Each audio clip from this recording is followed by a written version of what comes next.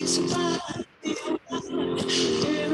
wanna know how it feels. Everybody wanna see what it's like.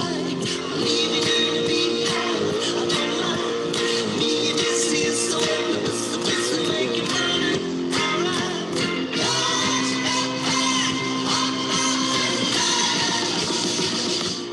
Greenback Boogie. Bonjour à tous et ravi de vous retrouver pour cet épisode 41 déjà du Legal Club Sandwich. Cette émission, si vous ne le savez pas déjà, elle s'adresse aux membres de la communauté juridique et fiscale et à tous ceux qui veulent passer un bon moment entre notre compagnie et en celle de nos invités. Comme vous le savez, ils sont tous plus exceptionnels que les uns que les autres et aujourd'hui confirment la règle évidemment.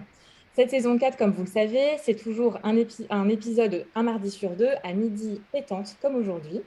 Et je me présente, je suis Audrey Deléris, manager chez Fed Legal, le cabinet de chasse de tête juridique et fiscale. J'y accompagne donc les entreprises, de la start-up au groupe du CAC 40 pour le recrutement de directions juridiques et fiscales et toutes leurs équipes et les directions et tous ceux qui les accompagnent. Je suis également la cofondatrice du Fleet Network pour French Lawyers in Tech avec mon acolyte Pierre Landy qui vous fait coucou à la caméra. Du coup, ce réseau qui compte plus de 400 membres, 400 juristes en start-up et dans la tech. Et pour cette saison 4, du coup, on est trois. Il y a Pierre Landy, Lindia Le Sauvage, évidemment, et moi-même. Comment ça va, Pierre et Lindia, aujourd'hui? Ben écoute, ça va très très bien. Et toi, Lindia, ça va? Ça va, ravi de vous retrouver ce matin et ravi d'avoir Arthur avec nous, avec lequel je pense qu'on ne va pas s'ennuyer un seul instant. C'est certain. Et avant de te laisser la parole, Arthur, est-ce que vous pourriez vous représenter, Pierre et Lindia, même si je suis certaine que tout le monde vous connaît, mais on va quand même repasser par la case présentation. Pierre, tu commences? Absolument. Surtout qu'aujourd'hui, vous devez vous demander pourquoi je suis à moitié chauve. Alors, outre le fait que j'avais un petit peu comme ça envie de voir ce que ça donnait, c'est surtout que vous allez tout savoir de ma live. J'ai eu une opération du dos il y a 15 jours, 3 semaines maintenant d'ailleurs aujourd'hui. Et donc, je dois être dans des positions, non pas du Kama Sutra, mais en tout cas des positions étonnantes pour ne pas trop souffrir. Et la seule position que j'ai trouvée, aujourd'hui, pour faire Club Sandwich, fait que je suis à moitié chauve. Donc, excusez-moi pour ça, pour cette image un peu bizarre aujourd'hui. Et donc, sinon, je suis avocat au barreau de Paris et je travaille dans le domaine juridique depuis des années. J'ai fait la plupart de ma carrière en entreprise, tout d'abord chez Disney pendant 8 ans, puis après chez Yahoo pendant plus de 15 ans. Et j'ai même été fondé l'équipe juridique des licornes, de nos belles licornes françaises, Ledger pour ne pas la nommer. Et donc, maintenant, je fais à la fois deux choses. D'abord, je fais partie d'une alliance d'avocats qui fonctionnent comme des juristes externalisés dans les 5 plus gros marchés européens, Italie, France, Allemagne, UK et Espagne. Et ce sont tous des ex-Yahoo. Et donc, on essaie vraiment de fonctionner comme si on était en entreprise. Et puis, par ailleurs, et surtout, depuis quelques années, je fais de l'executive mentoring, c'est-à-dire que j'accompagne des leaders, beaucoup de directeurs juridiques d'ailleurs, et des équipes juridiques pour développer leur savoir-être, leur leadership. Et voilà, c'est quelque chose qui m'éclate parce que je pense que c'est un élément essentiel du développement de tout à chacun, développer son leadership et ses soft skills. Et donc, voilà, c'est ce que je fais. Et voilà pour moi. Merci, Lindia? Pierre. Merci Pierre. Eh bien, moi, je suis coach et formatrice en communication depuis maintenant 15 ans. J'accompagne mes clients et leurs équipes sur leur prise de parole en public, que ce soit en média training ou en coaching individuel. Et je propose également des formations au théâtre pour travailler sur scène, qui est un endroit révélateur de personnalité. Et c'est bien là le sujet qui m'intéresse. Travailler avec la personnalité de chacun pour trouver et ciseler une communication qui vous ressemble. Je suis également certifiée en Processcom Model, un outil formidable pour comprendre les codes de la communication et que tout se joue bien au-delà des mots. Et ce sera d'ailleurs le sujet de ma chronique. Merci, Lindia. Alors, aujourd'hui, on accueille Arthur Sauzet. Arthur, comment ça va? Écoutez, ça va bien. Je suis très content d'être là avec vous parce que je suis un amateur de vos replays sur YouTube. Mais en tout cas, sache Pierre que comme dit McFly et Carlito, tu n'es pas chauve, tu es juste capillairement pauvre. Donc voilà, c'est pas. Sache que personne ne t'en tient la moindre rigueur. Non, mais moi, ça va. En tout cas, ça va très bien. Merci Arthur. Alors déjà, est-ce que tu pourrais te présenter avant qu'on parle du sujet quand même qui nous réunit aujourd'hui? Et je tiens à dire que c'est Arthur qui a trouvé ce formidable titre auquel on a adhéré très rapidement, c'est pourquoi tout le monde déteste les juristes. Mais il y a Il n'y avait pas évidemment un du tout message de derrière. volonté d'avoir du clickbait derrière. Hein. Absolument pas. C'est pas du tout de volonté de faire ça. Pardon, vas-y. À toi, Arthur, dis-nous qui tu es pour en savoir un peu plus. Et du coup, je m'appelle Arthur déjà. Voilà. Et donc, du coup, moi, j'ai commencé en 2018 comme avocat. Donc, j'étais avocat en droit social et chef de projet Legal Tech. Et en fait, avec ça, je me suis mis un petit peu le pied à l'étrier dès le début sur tout ce qui était innovation légale, transformation des structures juridiques. Et ensuite, j'ai monté ma société de conseil en Legal Operations pour les études de droit, donc avocat, direction juridique, institution, que j'accompagne sur deux aspects qui sont à la fois la partie process, optimisation, comment travailler plus efficacement, quelle technologie intégrer, et sur la partie stratégie de communication digitale, aussi en direction juridique. Et c'est pour ça que c'est hyper intéressant le sujet qu'on va parler, parce qu'on n'y pense pas forcément. Et à côté de ça, je suis créateur de contenu sur YouTube, qui est devenu un métier à part entière, en fait. Voilà, je pense qu'on en parlera peut-être un petit peu après, mais voilà, donc j'anime une communauté d'avocats et de directeurs juridiques, un peu comme vous faites, aussi avec un format qui est différent, comme quoi il y a de la place pour beaucoup de monde. Et voilà, et puis il y aura des petits changements dans les prochaines semaines. On va suivre ton actualité alors sur LinkedIn, donc suivez bien. Très grosse actualité qui va arriver. Grosse actu, voilà. Nous en dis trop, Arthur. On va te poser plein de questions. Exactement. Et puis surtout, il faut s'abonner à la chaîne d'Arthur, comme ça on saura tout en direct live. Ce que j'ai évidemment immédiatement fait après avoir fait ta connaissance, Arthur. Ah, c'est gentil. Merci Arthur. En tout cas, donc, est-ce que déjà tout le monde déteste les juristes, Arthur? Tout le monde déteste les juristes, on va dire que tout le monde a des a priori sur les juristes, sauf les juristes. Et encore, certains juristes de certaines matières détestent les juristes d'autres départements.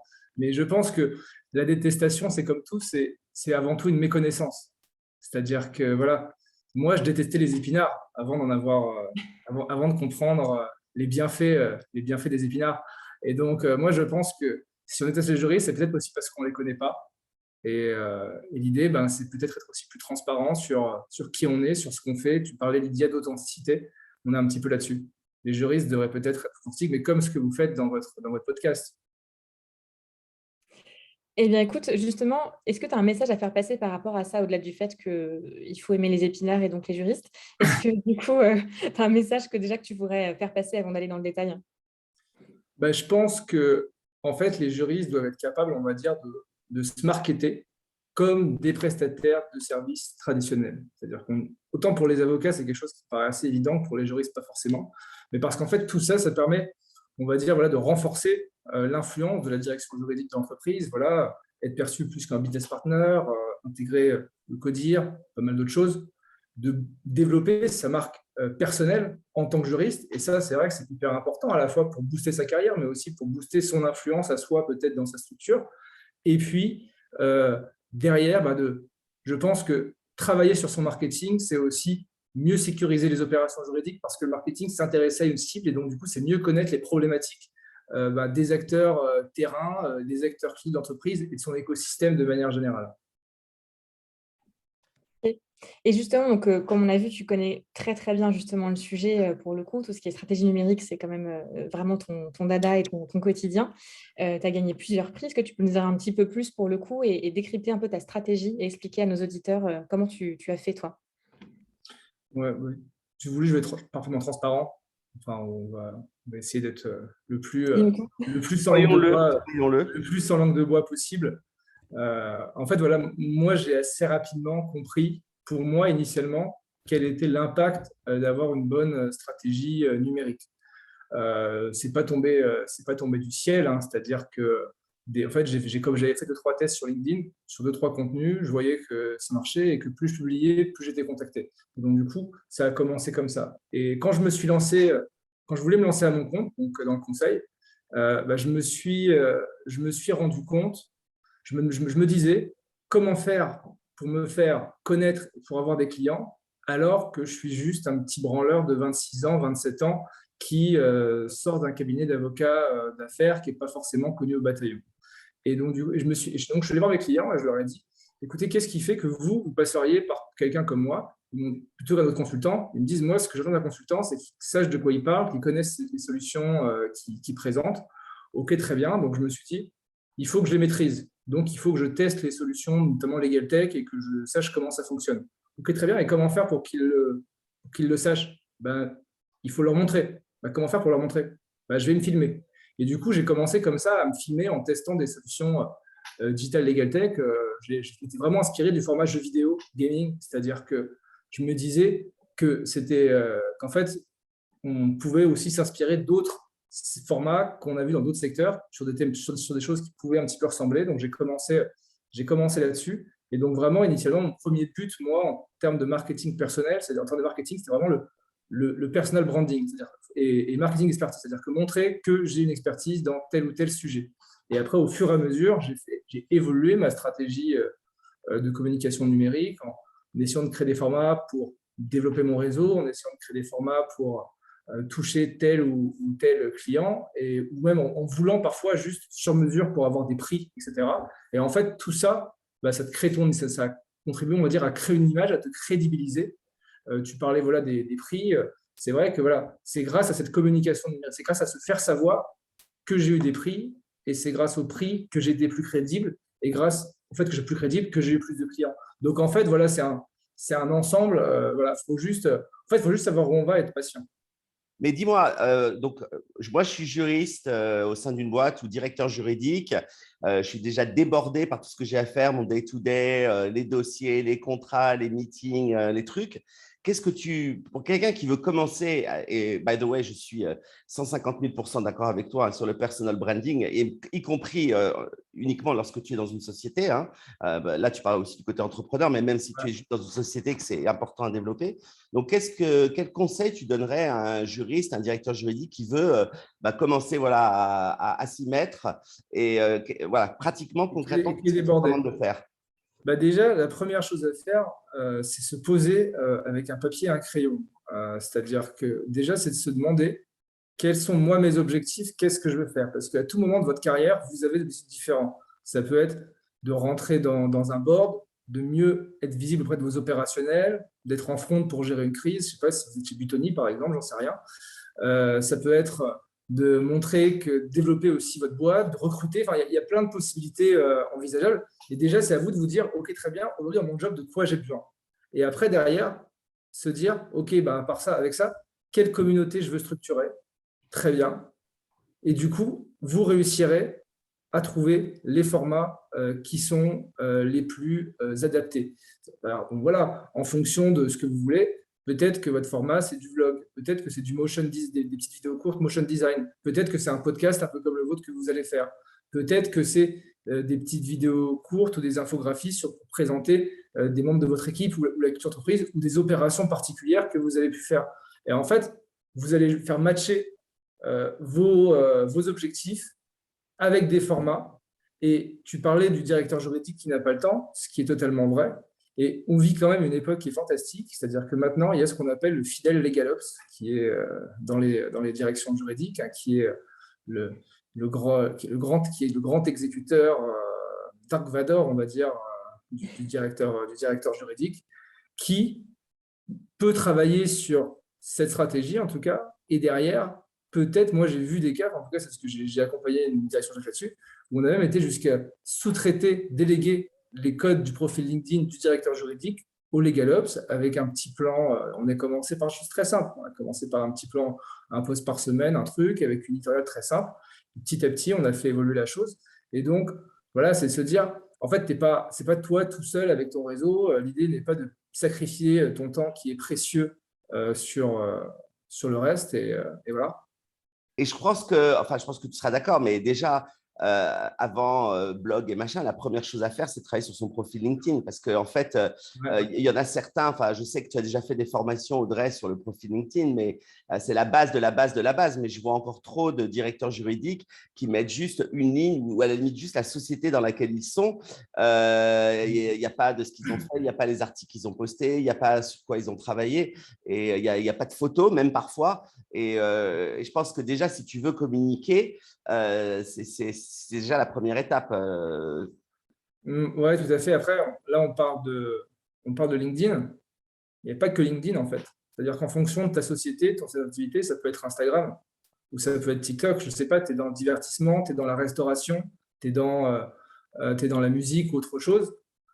Ton entreprise, tes commerciaux, Ouais.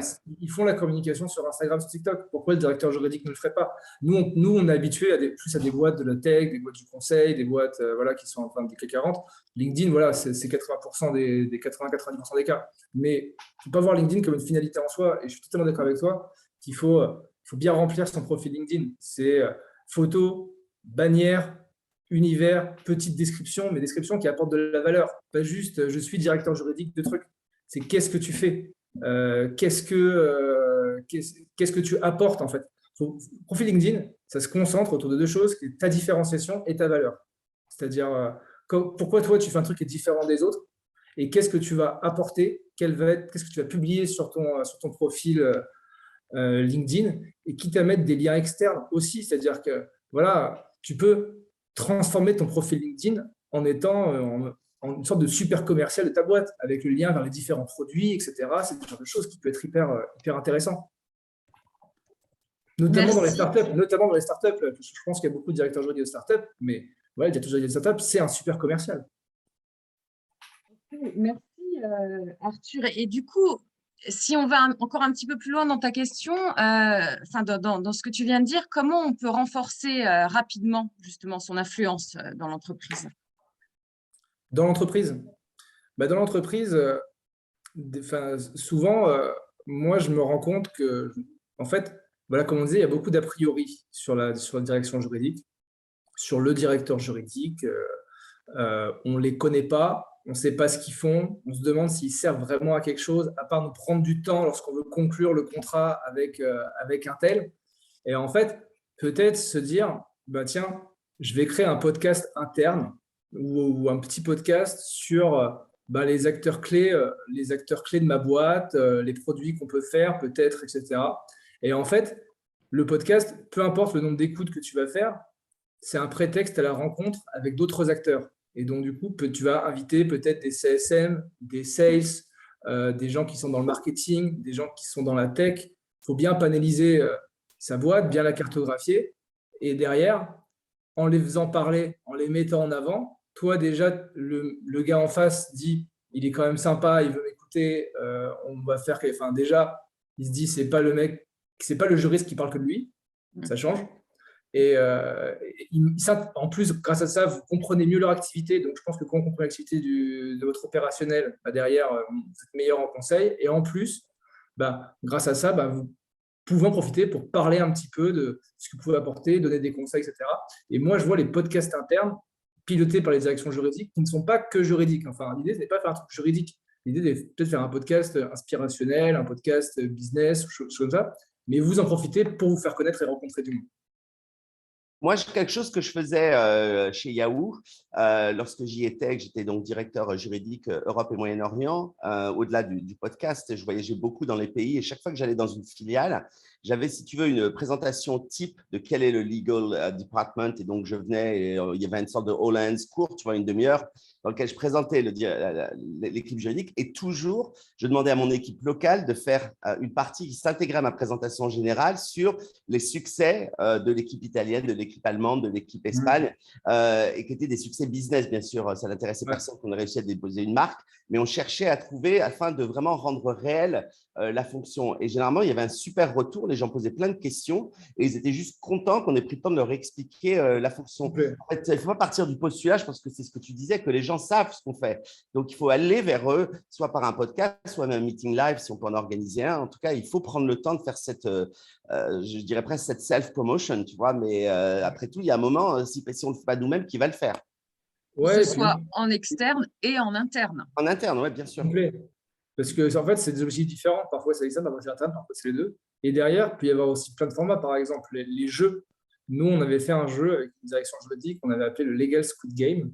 Et en fait, c'était un truc à distance. C'est un espèce de jeu de loi juridique avec des questions qu'on pouvait se poser au quotidien. Et en fait, derrière, dès que les opérationnels perdaient, etc., ou des choses, ils se faisaient jarter. Et puis, à la fin, c'était le dernier survivant. Il avait un petit cadeau par la direction juridique. Et ça, en fait, c'est sympa parce qu'en fait, ils font du droit sans s'en rendre compte. Ils jouent, ça renforce la cohésion et vous faites passer des messages. Donc ça, c'est la Et ça intéresse, gamification, c'est ça génial. intéresse tout le monde, ouais. Dans les présentations, moi, nous, on faisait systématiquement gagner des trucs à la fin, des questions, machin, et on balançait des bonbons, des trucs comme ça. Enfin, non, non, d'essayer de rendre le truc fun et on n'est Ouais. pas des bonnes ennemies, quoi. Il faut arrêter, casser cette image. C'est bien le but de Legal Club Sandwich. Et c'est effectivement, j'adore l'idée du jeu de loi. Je trouve ça génial. Et ça me fait penser aussi que c'est important, moi je vais avec ma casquette recruteuse, c'est que les candidats et les juristes, quand ils vont rejoindre une entreprise, avant de passer des entretiens, ils vont aller se renseigner justement sur le profil du directeur juridique ou de la directrice juridique. Et c'est vrai que s'il n'y a rien déjà en externe, du coup en tout cas sur LinkedIn ou sur les réseaux sociaux, ça pose beaucoup de questions en fait aux candidats et c'est moins attractif aussi. Donc ça c'est vraiment important aussi pour attirer les talents qui viennent de l'externe. C'est aussi en fait communiquer sur la direction juridique. Peut-être que tu as des anecdotes là-dessus, Arthur, peut-être à nous partager. Oui, toi qui es recruteuse, tu connais mieux le marché que moi, mais moi j'ai le sentiment quand je parle qu'en ce moment c'est compliqué de recruter globalement. Mais à tous les niveaux, à tous les niveaux, mais même les jeunes qui crèvent la faim, ils viennent pas. Et du coup, en fait, il faut c'est capitaliser sur la culture d'entreprise. Et je veux dire, une page d'un directeur juridique dans une boîte qui a besoin de nouveaux talents, etc., mettre en scène des photos avec bonne ambiance dans l'équipe, on a fait tel projet, même le directeur juridique qui va mettre en avant ses collabs, ses juristes, qui va dire, voilà, nous on a des gens qui sont exceptionnels, on fait ci, on fait ça. Je trouve que c'est super. Et en fait, comme ça, le candidat, en fait, ce qu'il faut qu'il voit, quand il va sur votre page, il se dit, OK, est-ce qu'il y a une bonne ambiance? Est-ce que ça a l'air sympa? Est-ce que c'est quelqu'un qui est intéressant? Par exemple, peut-être deux, trois posts, un peu copywriting, un peu inspirant sur des méthodes de management, machin, etc. Est-ce qu'ils font une activité qui est atypique? Est-ce que c'est beau? Est-ce qu'ils sont en contact des opérateurs? En fait, mettre en scène, c'est presque cocher la checklist de tout ce qui intéresse un petit peu les candidats, indépendamment du pognon, et se dire, OK, moi, j'ai envie de me projeter là-dedans parce qu'il me met en avant et parce que l'ambiance, elle est sympa. Je pense, tout le monde pense à ça, mais on pense à Ubisoft. La direction juridique d'Ubisoft, voilà, je veux dire, quand on voit les profils d'Ubisoft, en fait, on a envie d'y aller. Et c'est ça, en fait, c'est une question d'envie aussi, il faut donner envie, donc c'est communiquer. L'idée, c'est pas de survendre aussi, là, je me permets un petit conseil aussi, c'est faut pas survendre, parce que moi, j'ai des clients qui survendent du coup leur direction juridique. Il y a aussi parfois des choses à mettre en avant qui sont un peu plus négatives. Il faut pas aussi sous-vendre, parce que j'ai aussi des clients en fait, qui donnent tout le négatif pour le coup. C'est un juste milieu à avoir justement quand on présente un poste, un projet. Et ce que tu dis, Arthur, est tellement vrai justement que communiquer sur ce qui se passe sur la direction juridique, comment ça se passe avec les gens, les projets du coup, et comment on communique dessus, c'est ça qui va donner envie avec beaucoup de sincérité. Et on revient toujours à la même chose. Et ce que disait C'est ça, ce que Lydia a dit, authenticité, sincérité, faire passer le message de qui on est. Et je pense que c'est important. Moi, quand j'avais recherché des stagiaires l'année dernière, je n'avais pas fait une offre de stage classique, machin, etc. J'avais fait un petit message un peu drôle et j'avais dit, je ne veux pas de démotivation, je ne veux pas de CV, surprenez-moi. Il y en a qui ont fait des vidéos, il y en a qui ont fait des trucs qui sont… Et là, en fait, déjà, les gens trouvent la démarche un peu intéressante. Donc, c'était stagiaire, mais j'ai eu quand même 150 candidats en 24-48 heures.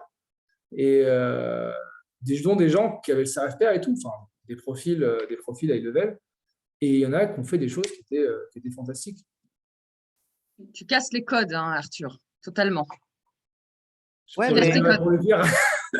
non, mais quand on sait, toutes les études montrent que quelqu'un quitte ou va dans une entreprise avant le salaire, avant le poste, avant la promotion pour le manager direct. Hein, c'est quand même quelqu'un qu'on va se taper 8 à 10 heures par jour. Et c'est clair que la raison numéro 1 des départs dans une entreprise, c'est ton manager direct. Et très souvent, on a beau… si le type est un contrôle fric absolu ou un empêcheur de tourner en rond ou un bonne nuit ou quelqu'un d'ultra négatif, pour plein de personnes, même si on propose une promotion ou une grosse augmentation de salaire, ça va être une raison d'un départ. Donc, il faut comprendre quand on manage des gens qu'il vaut mieux être authentique, qu'il vaut mieux… Après, on est comme on est. Mais en tout cas, ce qu'il faut savoir, c'est que vous allez être… J'avais eu une discussion une fois avec un general counsel qui est dans le network Fleet et qui me disait, mais tu es sûr que tu veux mettre une chaîne Jobs? Les gens vont partir de mon équipe en voyant tous les jobs qui sont disponibles. Et je disais, mais bien sûr, on s'en fiche finalement parce que les jobs, ils sont disponibles partout. Ce qui est important, c'est que toi, tu dois faire ton travail en tant que leader, en tant que manager pour que les gens, parce que tu es authentique, parce que tu es visible, parce que tu X, Y, Z, n'ont pas envie de te quitter. Et donc, les jobs soient présents ou pas, c'est pas là qu'est le problème. Le problème, c'est quel type de leadership tu vas avoir et comment les gens vont vouloir continuer ou pas de rester travailler avec toi. Donc, tout ça, c'est absolument essentiel dans un moment où on a beaucoup de mal à recruter. C'est effectivement de faire paraître quel type de leader vous êtes sur votre profil LinkedIn, dans des interviews, dans des blogs, dans toutes ces occasions de vous faire connaître et que les gens vont avoir envie de travailler pour vous. Voilà, Et puis juste hyper rapidement, pour rebondir dessus, on est dans un monde où on est beaucoup quand même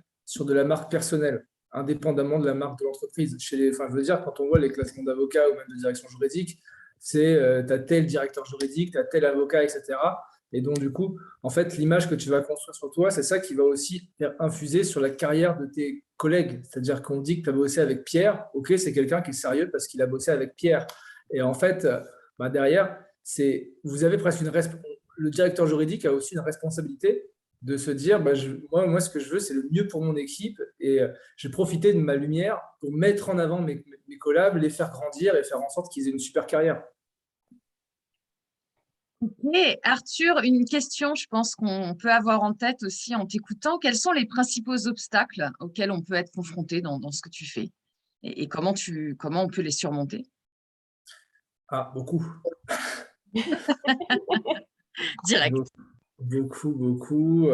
Sur la stratégie numérique, on va dire, un des obstacles qui peut arriver assez rapidement, c'est la jalousie. Pas forcément. Si vous êtes directeur juridique, ça va. Si vous êtes juriste d'entreprise et que vous faites quelque chose, ou avocat collab, ça marche aussi, associé, directeur juridique, collab, voilà.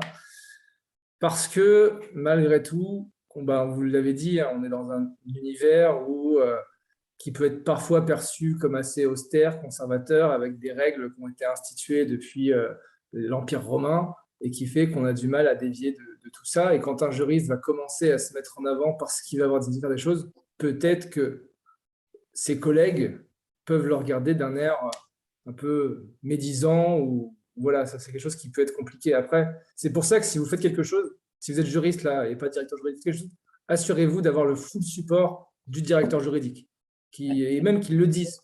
Moi, je dis, tu fais ça en fait, parce que sinon, ça pourra créer des animosités de carrière. Moi, je l'ai vécu, le jour où, quand j'étais chez EY, quand j'étais collab, quand j'ai lancé la chaîne YouTube, le jour où j'ai commencé à faire ça, mes collègues directs, ça a commencé à être compliqué.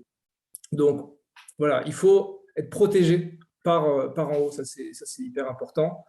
Et après, un des obstacles, ça peut être un petit bad buzz, mais après, ça c'est votre responsabilité de vous dire, vous voyez, Legal Club Sandwich, c'est être sérieux sans se prendre au sérieux. Moi, je considère qu'on peut faire des trucs qui sont décontractés et à un ton différent tout en étant sérieux. Mais il faut, dans tout ce que vous faites, garder un moment, je pense, un fond de sérieux. Et vous pouvez dire des choses de manière fun, mais il faut dire des bonnes choses. Voilà. Moi, sur ma chaîne YouTube, j'essaie, même si parfois je déconne, etc., j'essaie d'être simple. J'essaie de ne pas dire de grosses conneries. Je ne dis pas que ça m'arrive jamais. Mais voilà, en tout cas, on limite. Donc, oui, le bad buzz, ça peut nice. Mais parfois, le bad buzz, c'est du buzz. Donc, encore une fois, on peut aussi jouer dessus, quoi. L'importance de trouver sa légitimité auprès de sa direction, évidemment, de son directeur juridique, mais aussi technique, juridique, bien entendu. C'est travailler sérieusement sans se prendre au sérieux. Ouais. Et puis en vrai, peut-être qu'à court terme, le directeur juridique ne sera pas d'accord que vous sortiez un truc, un format machin, mais quand il verra que ça marche, il sera bien content que vous l'ayez fait.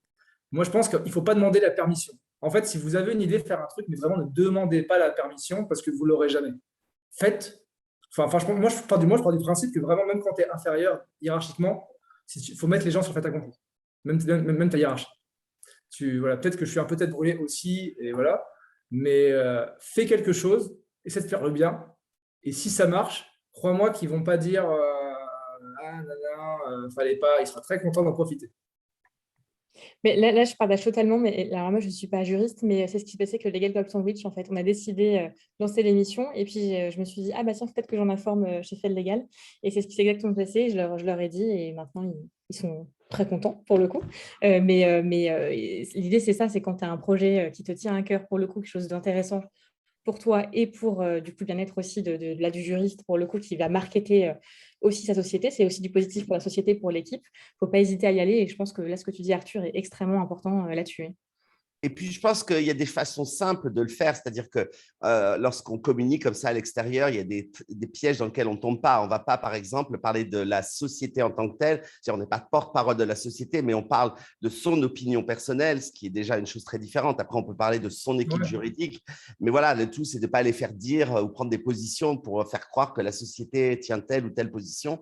C'est aussi ça, important de savoir faire la différence, mais vous êtes tous juristes, vous devriez être capable de savoir ce qui relève de la corporate communication et qui n'est pas chez vous et de ce qui relève de votre personal branding et qui est votre opinion personnelle. Et voilà, donc il y a quand même des petites choses aussi de bon sens à penser à faire pour que ça ne pose pas de problème. Et je suis entièrement d'accord avec toi. En anglais, on dit better ask for forgiveness than permission. Et je suis assez d'accord avec tout ça.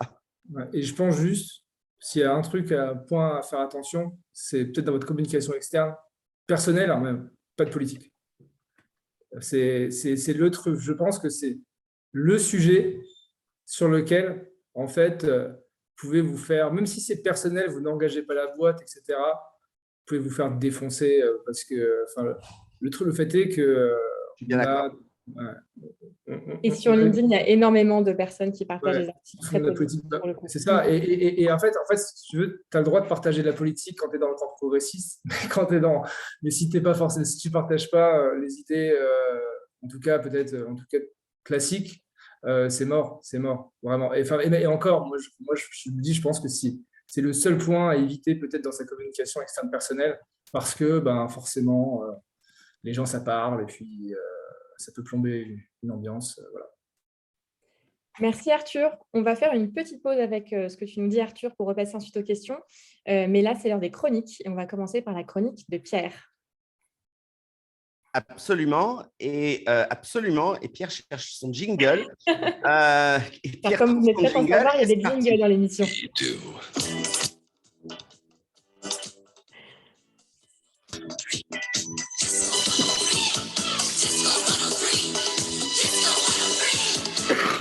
Et voilà, et je tousse au moment, c'est formidable, mais vraiment, c'est la dame au camélia là aujourd'hui. Bon, c'est pas grave, on va faire avec. Donc, aujourd'hui, je vais vous parler. Alors, d'habitude, j'ai tout un setup où on ne voit pas mes notes. Là, ça va être compliqué vu comment je suis installé, mais ce n'est pas grave. C'est du direct. On en parlait avec Arthur juste avant qu'on commence.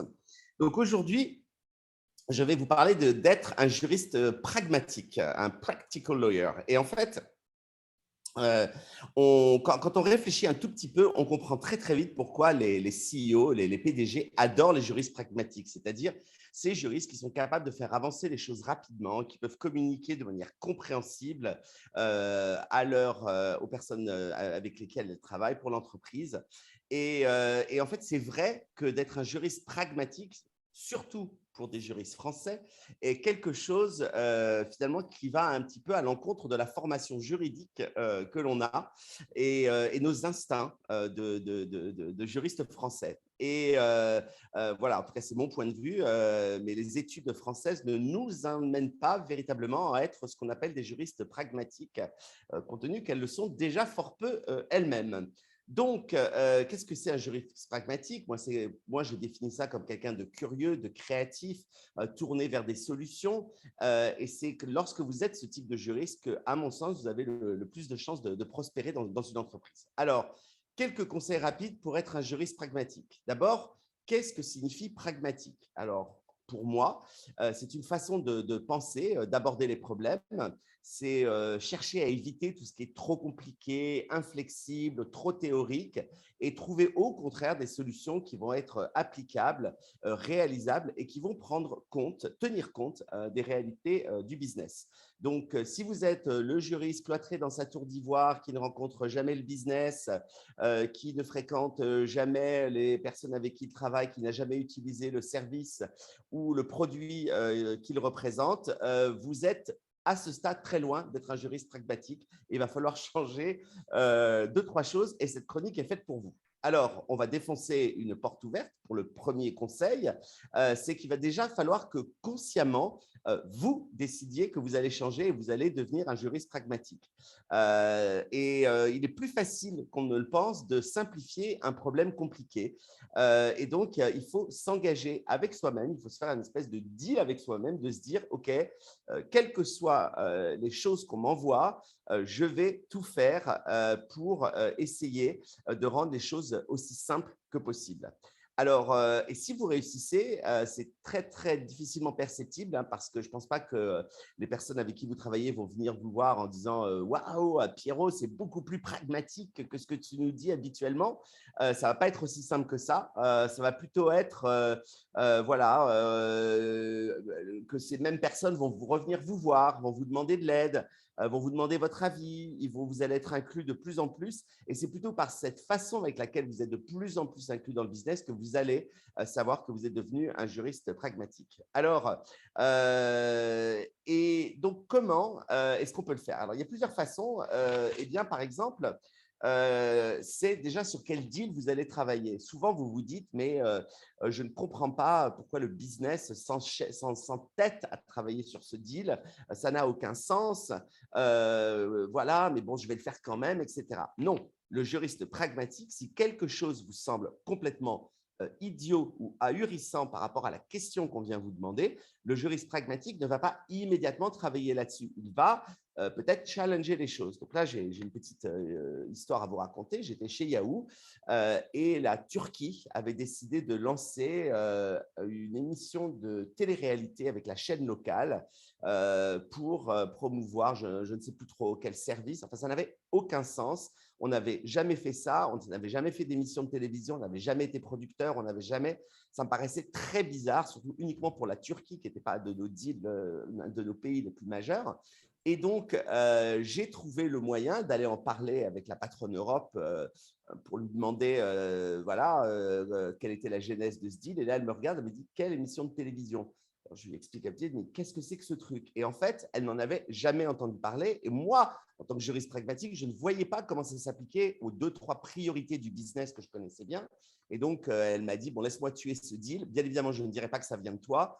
Et en l'espace de 2-3 jours, ce truc était un cauchemar, est parti parce qu'évidemment, c'était une initiative locale qui n'avait rien à voir avec la vision du business, rien à voir avec la stratégie définie par le business. Et voilà. Et donc, avant de passer des heures dessus, de manière pragmatique, j'ai été vérifier que c'était bien quelque chose qui était validé parce que sinon, j'aurais pu passer des heures dessus jusqu'à ce que ça remonte à un certain niveau et que le truc soit tué après que j'ai passé des heures dessus. Donc, un juriste pragmatique n'hésite pas à challenger les choses qu'on lui amène.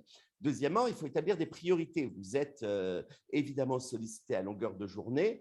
Eh bien, vous ne pouvez pas tout faire, hein, aussi intelligent, brillant, etc. Vous devez quand même garder une vie perso. Hein, l'équilibre vie sociale, vie perso est essentiel.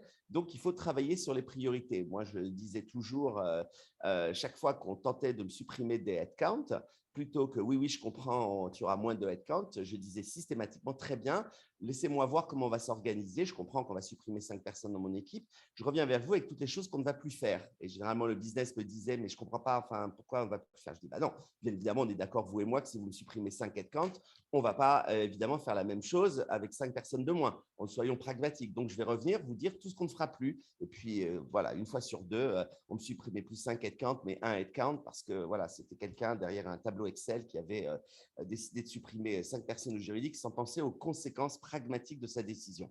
Eh bien, ce n'est pas ce que fait le juriste pragmatique. Le juriste pragmatique, tout d'abord, il s'organise dans ses priorités. Alors, il y a différentes façons de le faire. Audrey va vous redonner des articles dans un instant dans le chat que j'ai fait sur le sujet. Vous pouvez utiliser la technique GTD, Getting Things Done, qui est épatante. Vous pouvez aussi faire l'exercice du Drive, Ditch, Delegate. Je ne reviens pas dessus, on en a parlé dans des précédentes chroniques, mais je vous invite à lire les articles là-dessus.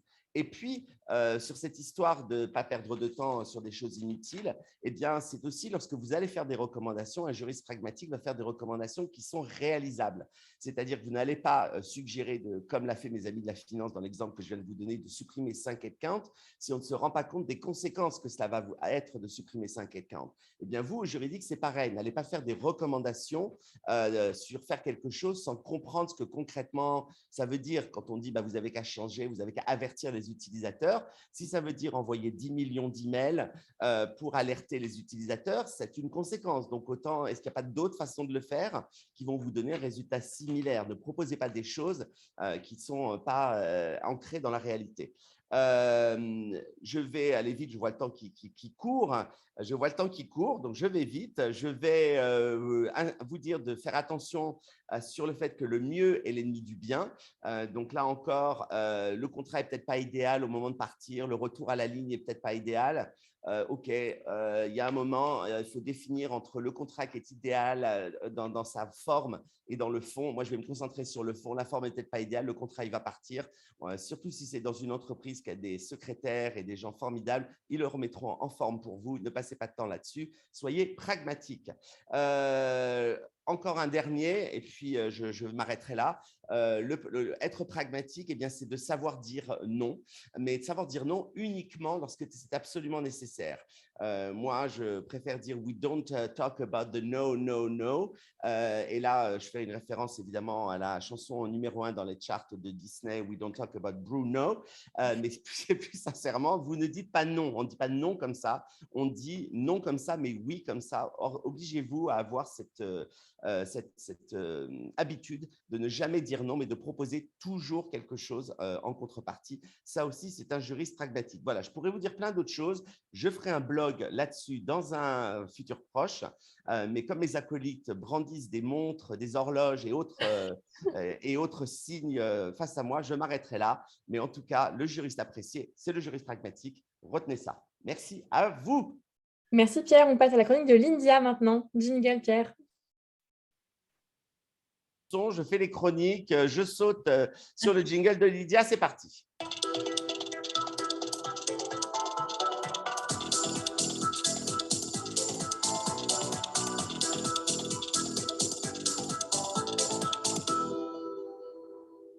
Alors moi, je dirais que quand on a un Pierre allongé, Pierre n'a plus la notion du temps. Je dirais juste ça, Pierre. Mais c'était très bien, merci beaucoup. Alors, pour celles et ceux qui souhaitent entendre la présentation du modèle ProcessCom, c'était l'épisode 39, puisque je sais qu'Arthur a suivi tous les épisodes. Le dernier épisode, l'épisode 40, nous avons fait un focus sur Marina, souvenez-vous, personnalité de type empathique. Je rappelle juste 2 grands piliers de la ProcessCom et je vais faire très court. La manière de dire les choses, donc le processus, a plus d'importance que ce que je dis. Et deuxième grand pilier, nous développons tout au long de notre vie plus ou moins des 6 types de personnalités. Aujourd'hui, j'ai un petit peu changé, on devait parler de Marina aujourd'hui, et je suis allée faire un peu une enquête sur Arthur, notre invité du jour, et du coup, j'ai eu envie de changer le type de personnalité dont on va parler aujourd'hui, vous comprendrez pourquoi. Et aujourd'hui, nous allons parler, souvenez-vous, de Lisa, je rappelle, émission 39. Lisa, son type de personnalité est énergiseur, qu'on appelait avant les rebelles. Alors, on les appelait les rebelles et ça a changé de nom parce que rebelle avait une connotation un peu révolutionnaire et tout ça, ce qui n'est absolument pas le cas. Donc, on les appelle des énergiseurs, c'est 20% de la population, avec 60% de femmes et 40% d'hommes. Les caractéristiques, en tout cas la principale caractéristique, Audrey, du type énergiseur, c'est commence par réagir à ce qu'elle ou il ressent. C'est j'aime, j'aime pas. J'ai envie ou j'ai pas envie, Pierre Landy. Ça me plaît ou ça me plaît pas, Arthur. C'est super ou c'est nul. Enfin, voilà, c'est direct. Vous voyez bien qu'on n'est pas trop dans la nuance. Ils perçoivent le monde à travers donc leurs réactions. Les points forts du type de personnalité énergiseur sont créatifs, ludiques et spontanés.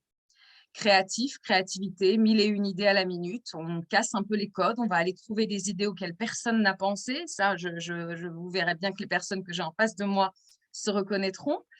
Ils cassent les codes, ils sont ludiques, c'est-à-dire qu'ils aiment travailler dans un esprit fun.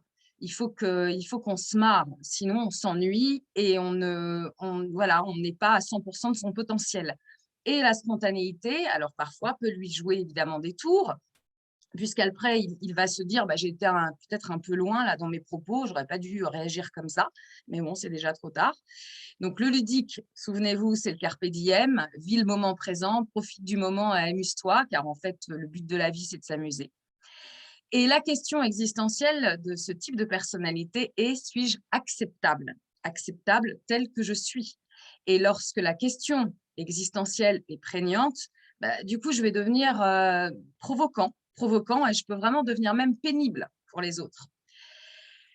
C'est vraiment, est-ce que tu m'acceptes tel que je suis? On retrouve les personnalités de type rebelle, énergiseur en premier degré de stress. C'est des gens qui vont soupirer, qui vont dire non, mais attends, c'est pénible, quoi. Ça fait combien de temps, là, sa réunion, là, la réunion de Pirlandie? Non, attends, ça n'en finit pas. Et puis, c'est pas rigolo, quoi. Bon, c'est une blague, Pirlandie, évidemment. Hein. Et c'est comme si, d'un seul coup, la personne souffrait d'une chute brutale de quotient intellectuel. Je dis bien quotient intellectuel, non pas quotient émotionnel. Et c'est je ne comprends plus rien à ce que tu racontes là, Arthur. Mais je ne comprends rien. Je sais pas ce que tu racontes. Au deuxième degré de stress, il va se mettre à blâmer et rejeter la responsabilité sur les autres. Bah oui, Pierre, mais si tu m'avais dit ça avant, on ne serait pas là. Et de toute façon, j'ai rien compris à ton rapport. Mais, alors, ton rapport, tu vas te débrouiller, Pierre. Et tu vois, là, j'ai bien dit ton rapport. C'est ton problème, c'est ta responsabilité. Je rejette la responsabilité sur l'autre. Ça, c'est typique des bases énergiseurs. Alors, comment on se connecte, ma nuit était courte, comment on se connecte à ce type de personnalité? Eh bien, on utilise l'humour et on dédramatise. C'est le meilleur moyen d'aborder avec lui des sujets délicats. On accepte aussi son goût peu développé pour tout ce qui fait appel aux convenances. Il aime casser les codes. Et on travaille sérieusement. Je crois que c'est quand même une phrase qu'on a beaucoup dite aujourd'hui. On travaille sérieusement sans se prendre au sérieux. Et ça, je vois Arthur qui a les yeux qui pétillent. Alors, je vais vous demander à tous les trois, Audrey, Arthur et Pierre, est-ce que vous avez identifié, et la même chose aussi pour nos auditeurs, vous avez le droit de répondre dans le chat, est-ce que vous avez identifié autour de vous des bases énergiseurs? Ou alors, reconnaissez-vous en vous un certain degré important d'énergiseur? Moi, j'ai un peu triché. J'ai à peine commencé, j'ai dit que j'étais rebelle énergiseur. Donc, j'ai un peu triché ayant fait mon profil ProcessCom. Et ce truc est absolument génialissime, hein, de le faire en équipe, etc. Enfin, bref, ça, c'est un truc. Si un jour vous cherchez pour un off-site à faire, c'est absolument génial. Mais effectivement, tout ce que tu décris, c'est complètement ça. Moi, les gens qui sont ennuyeux, enfin, voilà, j'adore casser les codes. J'adore dire. Ils ne s'attendaient pas à avoir un directeur juridique comme ça. Donc, oui, moi, pour le coup, je suis à 150 000% dans ce profil. Arthur, ça te parle? Un petit peu. Après, par opposition, je dirais que moi, par exemple, je sais que je serais inapte à travailler genre dans la banque, l'assurance. Donc, des secteurs, je pense, où on demande un process et une absence de créativité. Totalement pas forcément, enfin, je généralise. Mais c'est toujours mon angoisse, moi, qu'un client vienne de ces domaines-là vienne. Je leur dis, mais ils vont pas être déçus au premier rendez-vous. Donc, voilà. D'accord avec toi. Dans la mesure du possible, j'essaye d'éviter. Mais voilà, mais donc, voilà, oui, je vois ce côté rebelle et qui n'aime pas qu'il y ait s'il y a un process, moi, je vais questionner le process. Oui, c'est ça. Tu vas aimer en sortir, en tout cas. Tu vas aimer en sortir. Je vais essayer de comprendre la légitimité de la règle. C'est-à-dire que, voilà. OK. Et Audrey, ça te parle? Oui, un petit degré, oui. Et j'ai pu aussi… oui, je pense oui. Mais il y a pas mal de choses, je pense, dans chacun des profils que tu décris. Donc, je pense qu'on n'est jamais 100% tout. Mais oui, tout à fait. Très intéressant. Et j'aimerais juste qu'on invite quelqu'un de la banque dans cette émission un jour pour le coup, qui n'est pas un secteur que je connais si bien que ça, très honnêtement, mais je suis sûre qu'il y a des gens très créatifs dans le domaine bancaire. Donc, Mais on va, oui, C'est vrai, on parce va que trouver des nous-mêmes, on a un parce que- filtre mais là. oui. Nous avons absolument. j'allais vous dire, vous êtes un peu dur parce qu'il y a des gens qui se font la même image des juristes et des avocats et c'est tout ce qu'on est en train de défendre avec Arthur, Pierre C'est du vrai, coup, c'est vrai. voilà, Mea culpa. attention.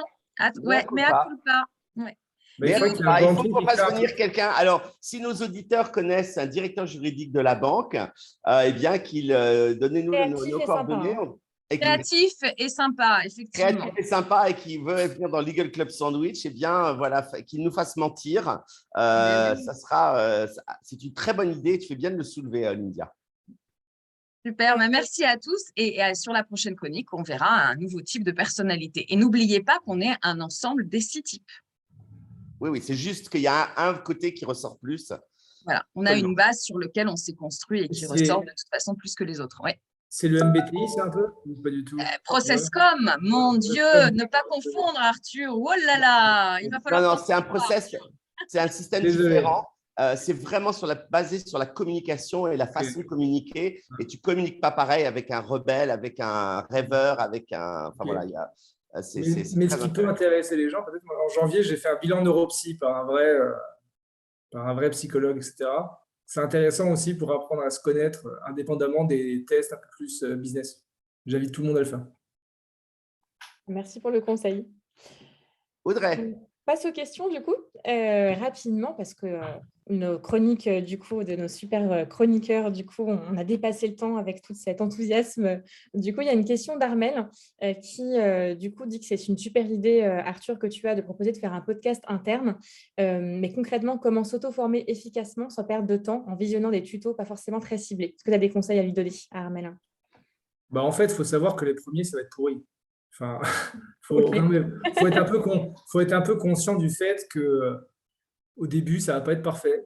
Et puis, à chaque épisode, vous allez augmenter en qualité, hein. C'est-à-dire que à court terme, voilà, enfin, faut simplement se dire, OK, à court terme, peut-être regarder 2, 3 tutos, aller voir 3 articles, quel matériel il me faut.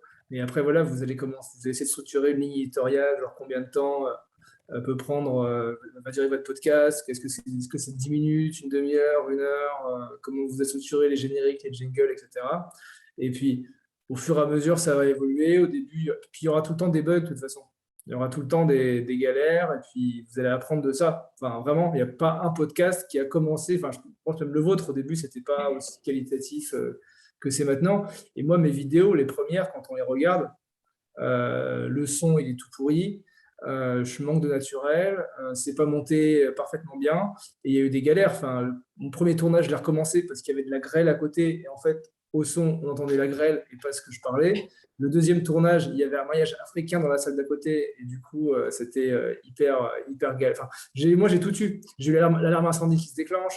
Enfin, vraiment, enfin, vous aurez beaucoup d'impondérables et ce qui compte, c'est juste de persévérer et puis d'apprendre une petite opération à chaque fois.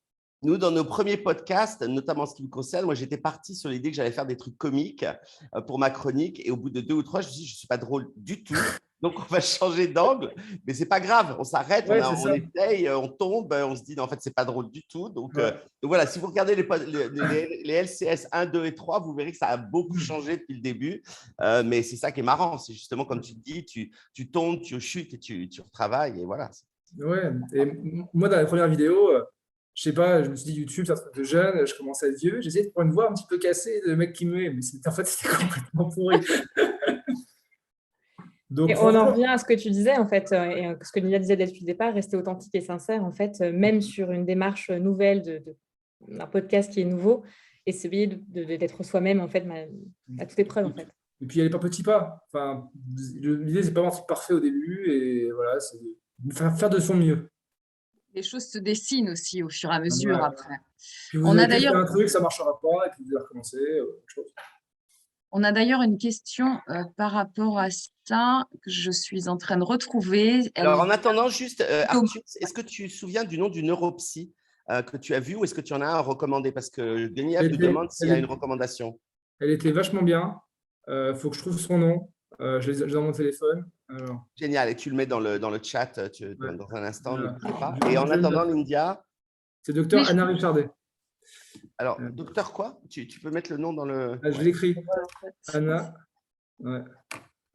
Oui, pour rebondir sur la question qui vient d'être posée, on a Guillaume qui a posé, enfin qui disait le perfectionnisme des juristes enseignés à la fac constitue-t-il un gros inconvénient en entreprise? Alors, je ne sais pas si Pierre ou Arthur souhaitent y répondre. Est-ce que Pierre a plus de recul? Alors, repose la question, parce qu'en attendant, j'étais en train de En fait, chercher les coordonnées d'Anna Richardet, donc je n'ai pas écouté. Ok. Voilà. Guillaume dit le perfectionnisme des juristes enseignés à la fac, comme il est enseigné à la fac, constitue-t-il un gros inconvénient en entreprise? C'est vrai qu'on n'apprend pas en droit à être créatif et spontané, donc on n'apprend pas à casser les codes, bien sûr. Je pense que c'est un handicap, mais comme je l'ai dit tout à l'heure, c'est un handicap qui peut être cassé simplement en se disant bah, je vais essayer de penser différemment. Je vais, parfois, vous avez une problématique hyper intéressante juridique devant vous que vous amène un collaborateur.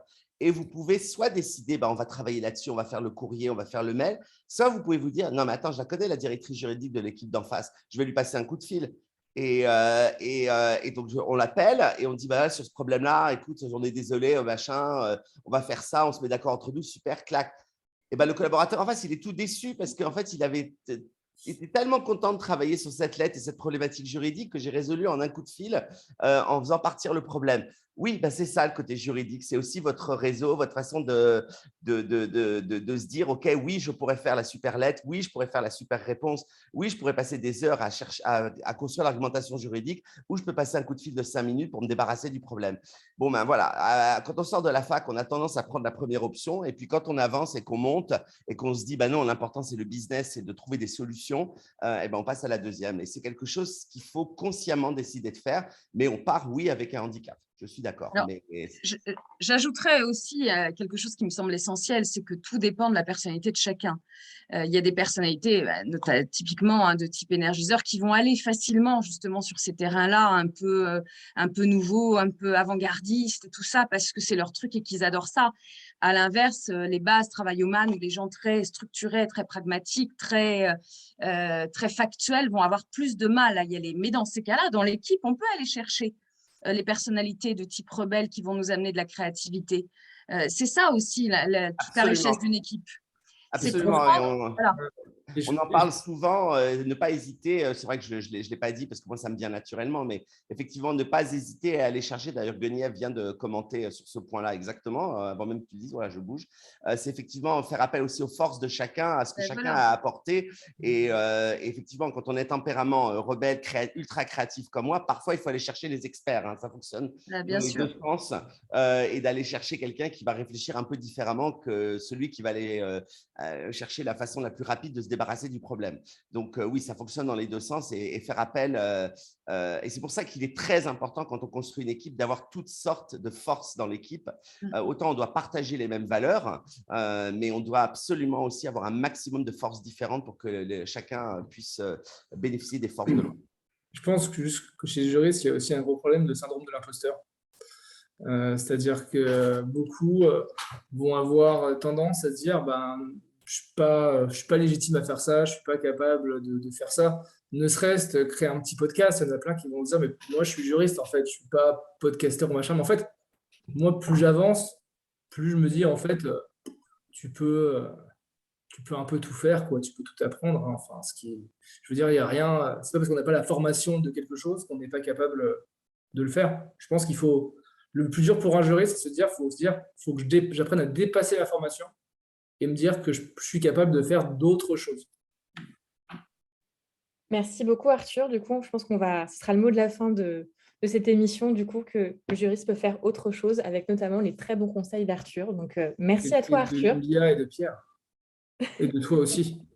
C'est un travail d'équipe. Et voilà, la boucle est bouclée. Merci beaucoup, en tout cas, Arthur, pour avoir accepté d'être parmi nous aujourd'hui. Merci pour tes bons conseils. Merci à Lindia et Pierre pour leur superbe chronique, comme d'habitude. Et on se retrouve donc très prochainement, particulièrement le mardi 21 juin, avec Caroline Funk, qui est Groupe Général Consult chez SGD Pharma. qui nous parlera de comment exister en tant que juriste local au sein d'un grand groupe. Donc, autre sujet, tout aussi passionnant. En tout cas, merci à Arthur, Lindy, à Pierre. Merci à tous de nous avoir suivis et on vous dit à très vite dans le Legal Club Sandwich. Absolument, plus que 2 émissions et c'est la fin de la saison 4. Alors, vraiment… Plus que Bah deux. oui, la prochaine et celle d'après. Et après, vous nous retrouverez peut-être à la rentrée. Ça sent bon, voilà. Bon, allez, passez une très bonne semaine tout le monde. Là, je meuble le temps que je trouve le générique. Et voilà, c'est parti. On y Merci va. À bientôt. Arthur. Merci Arthur, Merci merci à à vous, tous. merci À à vous. bientôt. Merci à tout le monde.